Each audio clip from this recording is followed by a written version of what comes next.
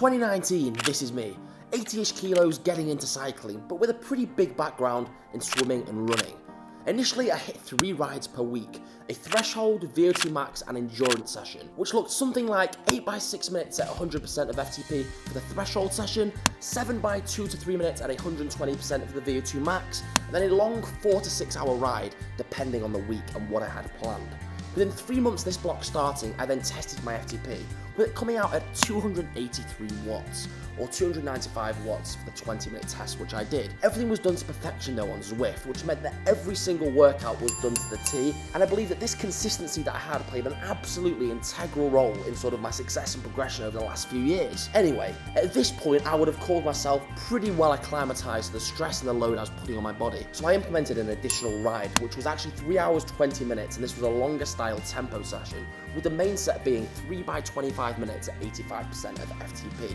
which was actually surprisingly tough and meant that I was cycling 4 times a week, with 3 of these sessions being pretty intense and hard, and 1 just being long and easy. At this point, when I then retested my FTP, which I believe to be at around